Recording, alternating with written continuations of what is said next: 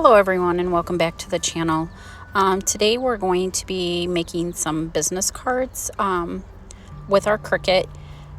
So as you're going to see right now, I'm adding the cards into the Cricut. I'm kind of layering them or putting them in order. Even though you can put them in order, Cricut still randomly changes these to make them fit within their print parameters on their Printacuts. But I'll show you a way to rearrange your stuff and get the most out of your paper, because so for these you can use cardstock, which I have used cardstock in the past. White cardstock, you can use different colors if you choose to, but with this one I actually got some photo paper really cheap, so I'm just gonna use up this photo paper that I have for these, because it does kind of give a little bit of a glossy sheen to them. So as you're gonna see right now, I'm going ahead and sending these over to print, and so you're gonna see how Cricut didn't add the other, because it would be out of their parameters on the Printacut. So what you can do is, I had a third page with like literally only 2 cards on it.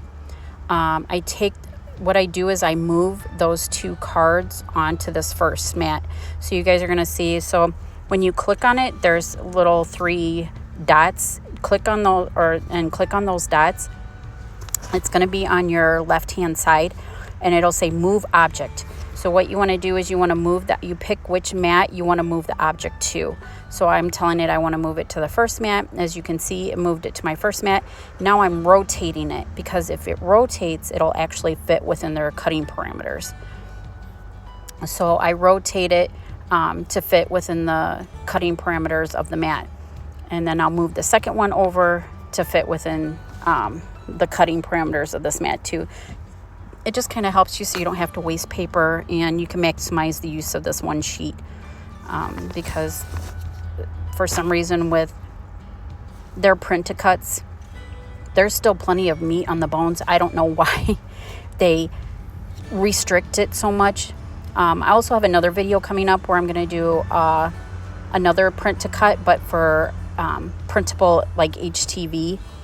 So I'll show you guys how to kind of maximize that Printacut too, because they always give you, like, I feel like their lowest setting on these. So stay tuned for that next video, and I'll show you guys how to do that also. So basically the second page, I probably could have added a few more cards on it to maximize that page too, but I'm just doing these 2 pages just as a kind of video to show you guys how to make these business cards with your Cricut. Also too, I thought I'd share with you guys, so I did make these business cards on Canva. It was just a template, so if you guys want, the Canva, most of their stuff is free. They do have some pro stuff if you want to pay for it, but I always just use their free stuff and design this business card on Canva. So feel free to head over there and take a look and see if anything will work for you guys. Thanks.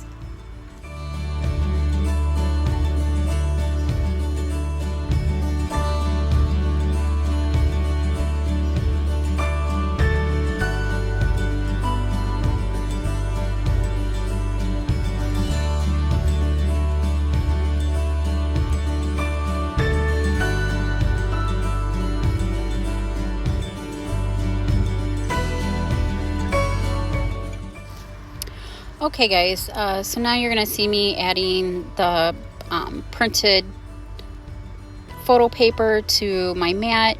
Now if you guys want, you guys could use the light grip one. I do have a light grip, but at this point it needs to be cleaned, and it doesn't even want to stick to it. So I'm just using my green mat. It should be fine.